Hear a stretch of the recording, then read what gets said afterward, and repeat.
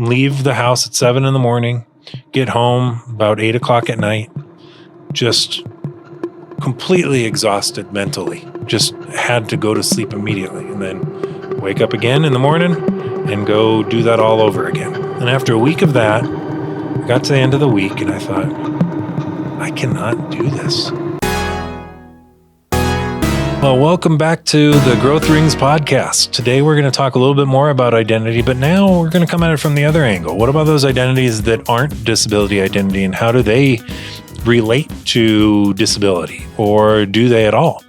So when I was a young professional, my very first sit-down job was working for a group called Washington Protection and Advocacy System. That was the protection and advocacy system for Washington State. And their name is now Disability Rights Washington. They are a sister organization. There's one of protection and advocacy system in every state and territory. So Disability Rights Montana is the protection and advocacy system in Montana.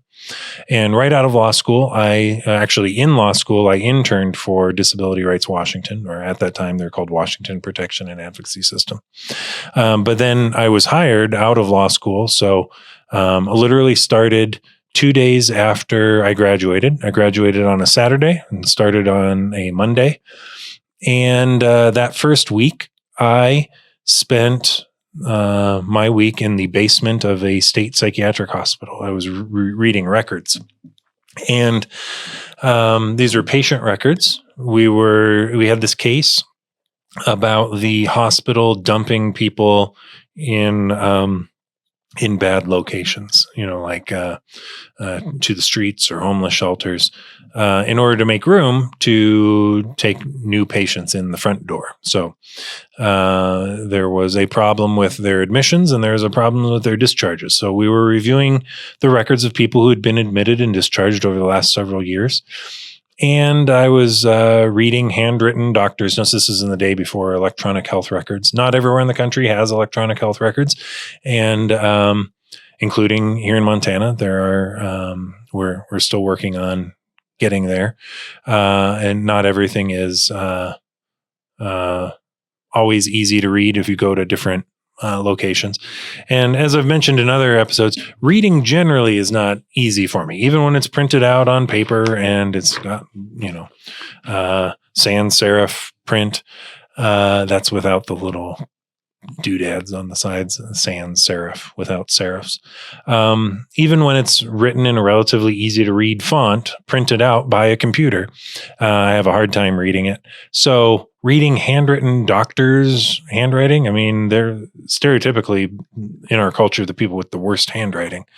So I was sitting there reading, and sometimes the stacks of records would be huge. Like for one person, they rolled in a cart, and the entire cart was full on the bottom and on the top, probably about 5 feet tall, 4 columns, stacks deep on this one cart. The whole cart was just one person's treatment records. And then some other ones were maybe real thin. They'd only been there one time for 90 days. It was half an inch thick.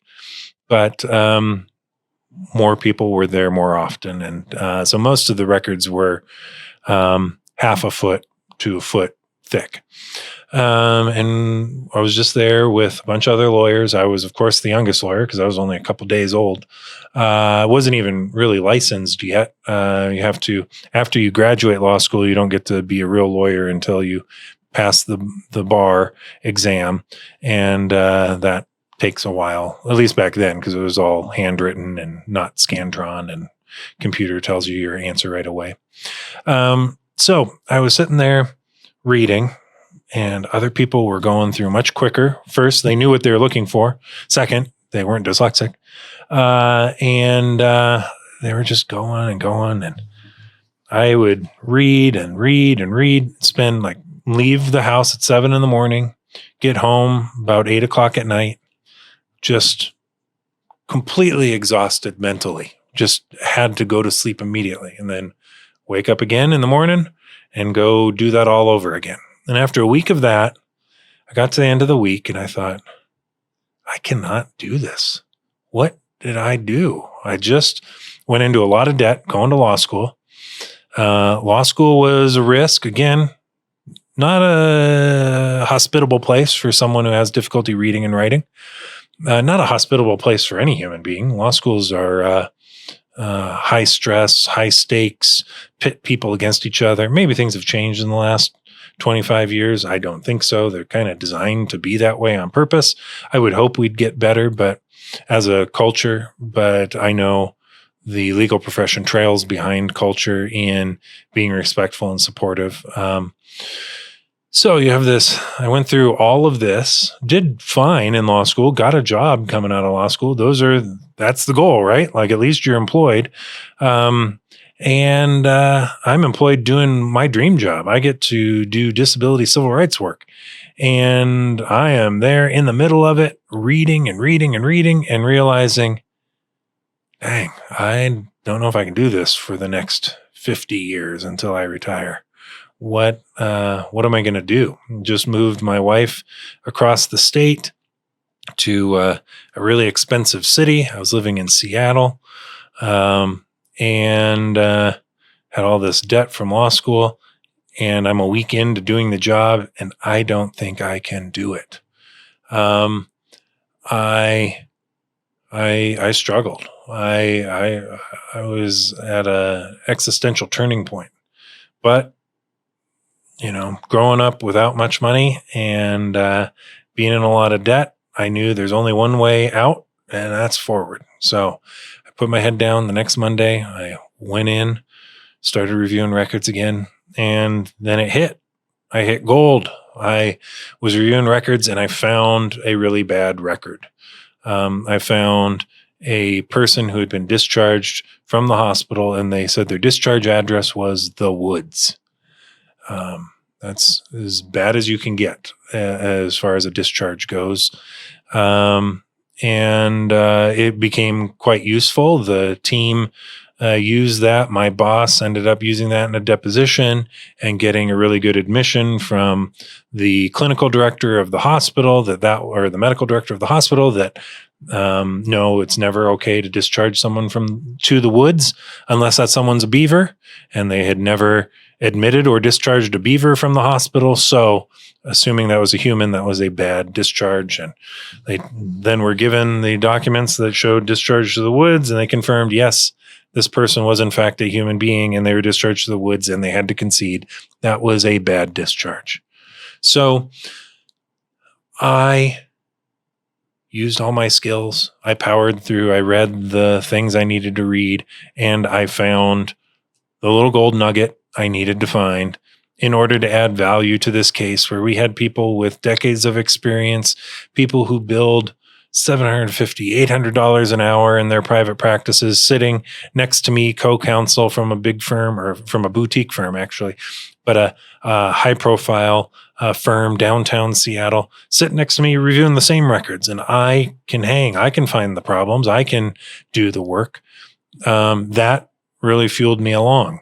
It told me that while it may not be easy, I do have all the skills necessary to do a good job. And I just need to keep hanging in there. And over time, I found not just ways to get past some of the difficulties that my neurodivergence provides, but how to tap into a lot of the really cool strengths that my neurodivergence provides. So my identity around being a lawyer started to evolve at that time. I still hadn't evolved much in my understanding of disability, but this episode's about how your other identities play with that. And I think that's, it was not a turning point where I became more public and more vocal about my disability and sought help from people. No, I still was, seeing it as a deficit in that space. But I was seeing that my other identities could shift and accommodate my identity as being disabled, and I could still do the work, much like I could do the work of undergrad and law school. I could do the work as a lawyer with having a disability. but I didn't see how my disability would be a strength at that point.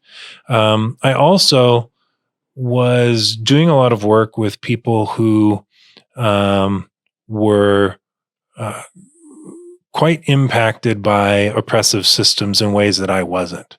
I had clients who were very poor. As I said before, I didn't come from much money. We were poor by all definitions, but not as poor as some of the people I was working with. When I was a kid, we, might not have enough food and have to go to the food bank or get food from our local church.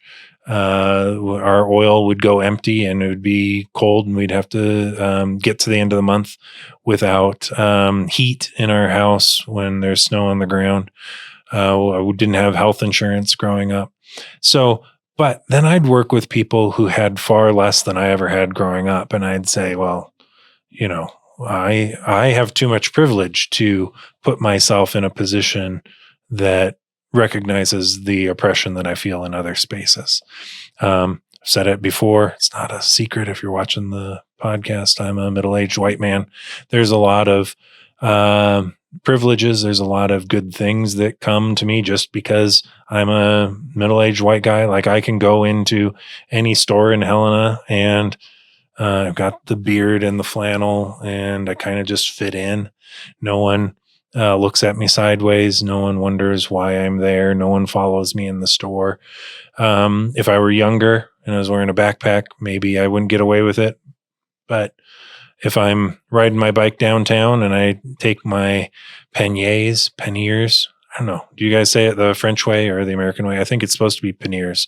But I took French in high school. Oh, what's that? A mistake. But you got to take a language, right? If you're going to go to college. So that's what they tell you.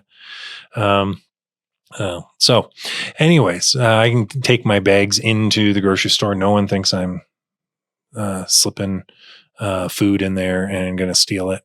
And, I can travel and not get extra questions when I'm going past police officers or through TSA. So that's always been something I've been aware of. I lived for a few years in junior high, at the beginning of high school in Hawaii, and recognized that the life of a white person who lives on the island, who can kind of blend in with a lot of the tourists and fit in those settings, is different than the life of the Hawaiians and Asians and Pacific Islanders who live in Hawaii. It's a very diverse community, but there are still differences in how people are treated based on what their racial or cultural backgrounds are. And so I also took a while trying to figure out, how does my identity as a lawyer, at that time, in my 20s and 30s, having a disability, but also being white and being married and having, great support and stability and financial stability, as well as emotional stability in my life. How is that different than a lot of the people that I work with? So those things led to an imposter syndrome that was different than that imposter syndrome at the beginning I was telling you about, where I was like, I don't know if I can be a lawyer. I don't know if I have the skills to be a lawyer. And I had that imposter, like, I don't think these people recognize I'm dyslexic and I should not be here reading next to them. So there was that imposter syndrome at the beginning, but then there's also this other internalized ableism, and we'll unpack a lot of these words at different points, but I'll use them now because I'm talking and gotta talk. Can't interrupt every sentence with a tangent and go deep dive, but that's where my brain wants to go. Again, not an invisible disability. It's there if you know what to look for. So I would have this internalized ableism of, well, in order to have a disability, it needs to be enough of a disability, or it can't be mitigated by other forms of privilege of my whiteness, of my, I don't use a wheelchair. I may have difficulty walking because of my heart condition, but That's not the same as someone who needs a walker. I don't need a walker yet. I don't need an accessible parking permit to park closer to the grocery store in order to get grocery shopping done. But I have certainly had days where I can't, I can't walk through the Costco. I can't do my hill visits easily. And I've been up on Capitol Hill and passed by 80-year-olds going to their next meeting, and I just have to take a break. But if you've been up on Capitol Hill in Washington, D.C., they don't have many chairs. I can think of just a couple that I've found over the years to sit down on in the hallways. And usually they're there because they've been moved out of a room, not because they've set up a bench where someone can take a break. So I just try and find a spot to rest and catch my breath before my next meeting. But I didn't feel like, in the hierarchy of disability, which is a silly thing if you're trying to get stuff done. It's a gatekeepy type thing, but I let that creep into my brain and say, I don't know if I should be identifying. I work with people who are so much more impacted by oppressive systems. Very poor Black individuals from immigrant families who have intellectual disabilities, who are not getting as good of services as the people who have come from this country. Their family's been in this country for a long time. Their family has enough money to hire an attorney to push back, or their family has enough. I don't say this in a bad way, but entitlement to say, I have a legal entitlement to this, you better do it. I often say, I wish my clients were entitled. I wish they felt that they could say, I have a legal right to this, you will not deny me. But more often than not, the people I represent have been told no at every single door. They don't even bother asking if they have a right anymore. They just assume they don't. And if they do, it's just on paper, and there's no one that's going to be there to help them enforce it. So when I have the luxury of being someone who gets paid to help that individual and can try to figure out a solution, not because they paid me to do it, but because justice necessitates us fixing this problem, who am I to then identify as having a disability? Well, I'll tell you, that is a negative form of imposter syndrome on the other side of I don't know if I fit in with the attorney crowd. I don't know if I fit in with the disability crowd. Well, I do. There are many attorneys with disabilities. There are many advocates with disabilities. There are many people with disabilities who would love to be advocates and they don't know the path forward. I've done that path. I can help them see, here's one way of doing it. Here's a friend of mine who did it a different way.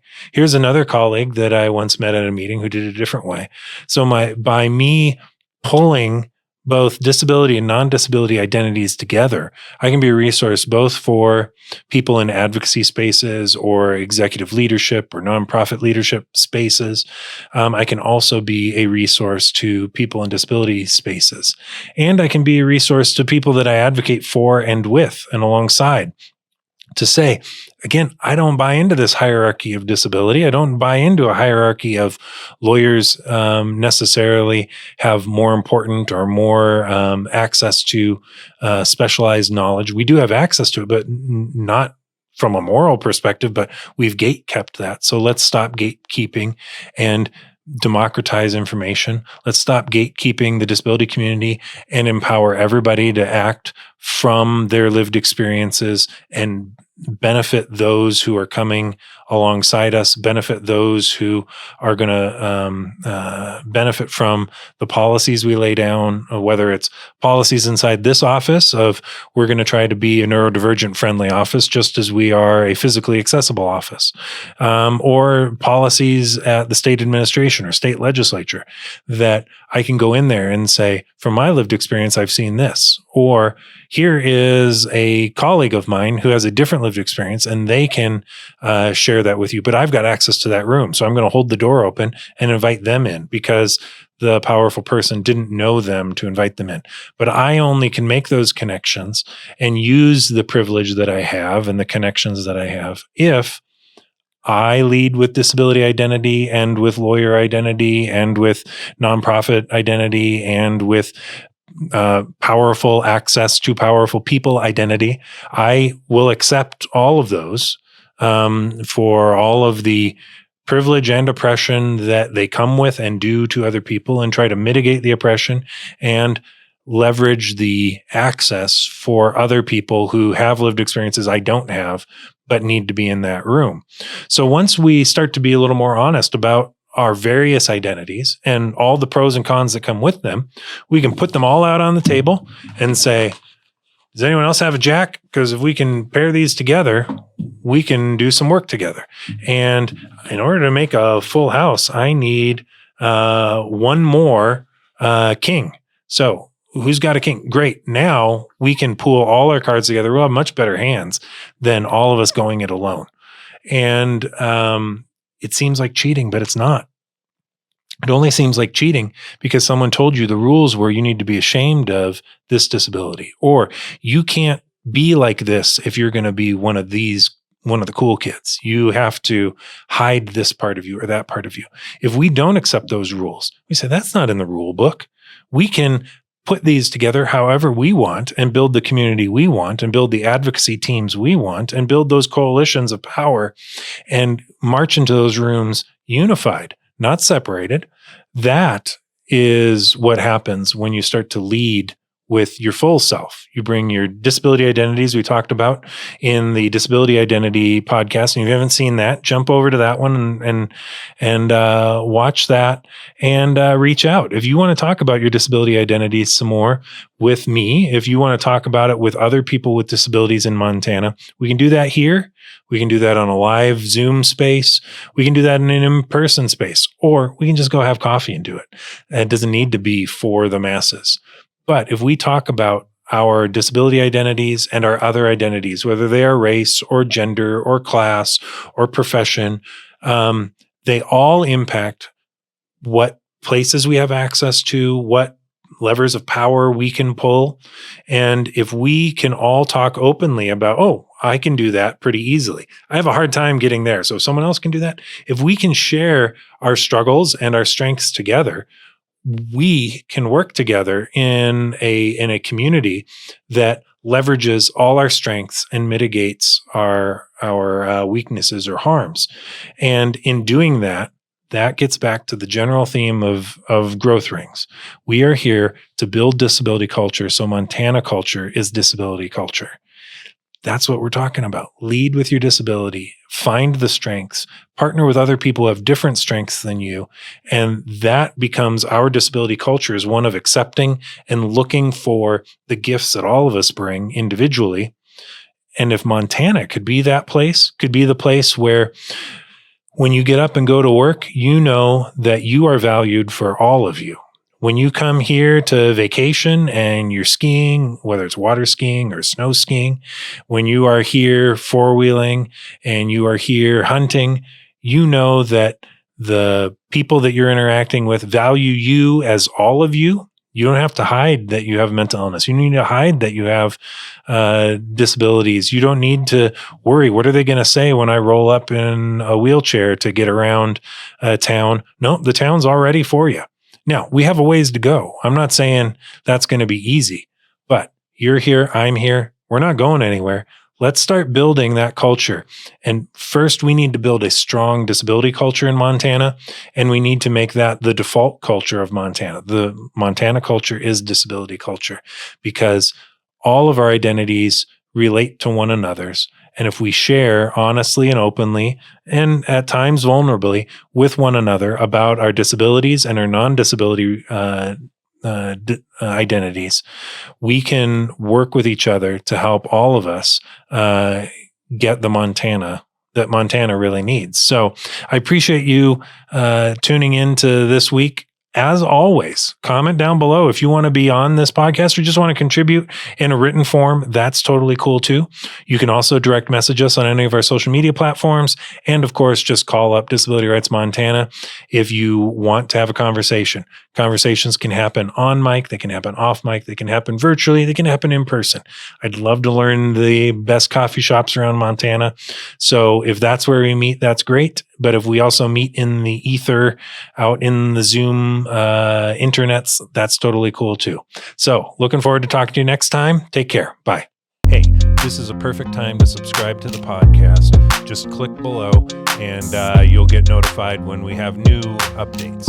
And of course, share with your friends. Text them, social, however you can get the word out. And you can also subscribe to our Substack. That's where you'll get more material, go deeper dives, written and additional video and audio will be displayed there. So please join the Growth Rings family. Subscribe here and subscribe on Substack. Thanks.